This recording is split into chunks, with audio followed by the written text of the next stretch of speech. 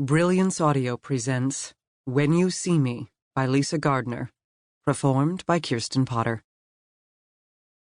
Water? Check. Granola bars? Check. Apples, PB&J sandwiches? Check, check. Janet paused, looked up from the day packs opened on the B&B's quilted bed. How much water? I'm going to say 2 bottles apiece, Chuck replied. He was lacing up his hiking boots, banging his heel against the hardwood floor to ensure a tight fit. It's really hot out, Janet hedged. They'd fled Hotlanta for the weekend, heading north into the mountains only to discover the humidity was marginally better here than in the city they'd left behind. Just what they needed, a heat wave in Appalachia. Chuck considered the matter. Better throw in 3 bottles apiece. We definitely want to stay hydrated.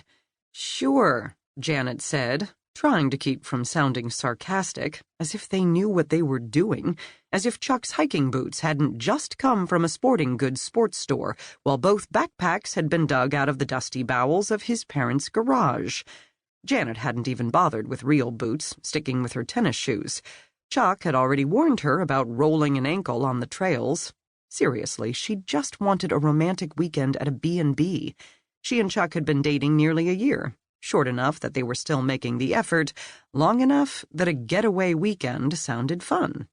But hiking? That was Chuck's idea of a good time. Personally, she would have gone with room service and sex, but given the way her boyfriend was now clomping around their quaint room with blatant hiking boot satisfaction, that wasn't happening. Maybe at the end of the day, assuming either of them could still move. You have the map? She asked him now, as she was a city girl and knew it. Yup. Trail is marked, 4 miles, round trip, 1,000-foot elevation gain. We can do this. He stopped long enough to waggle an eyebrow at her, offering a reassuring kiss. She acquiesced while leaning all the way into him.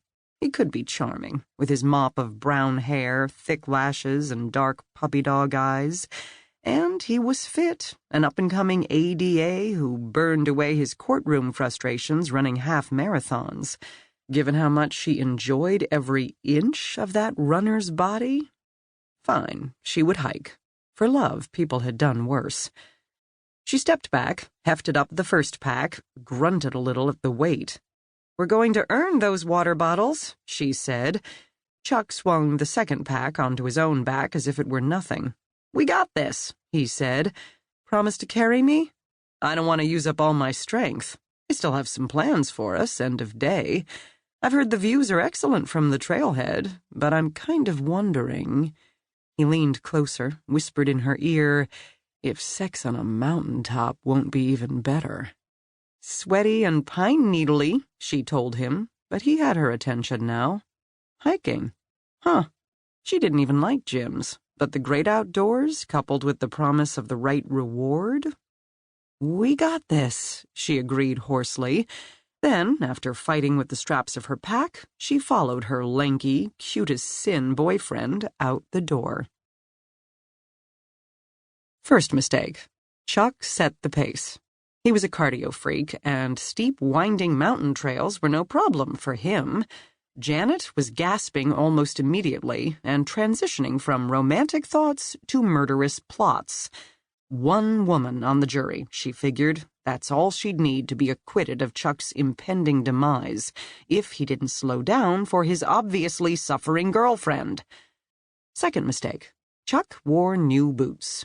1 mile up, he developed a hitch in his stride. Shortly after that, he was wincing.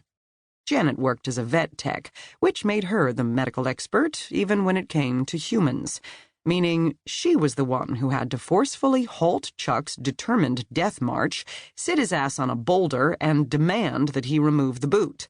The heel of his left sock was already spotted with blood. Gee, she couldn't resist saying, so much for my crappy tennis shoes. He glared at her, and she could tell he was also making the transition from sex to bodily harm. Something sounded like more fun than they really were. Hiking, Janet had already decided, was one of them. She had Chuck gingerly pull off his extra-thick hiking sock. Even sitting in the shade, they were both drenched in sweat and breathing hard. Janet was never leaving air conditioning again.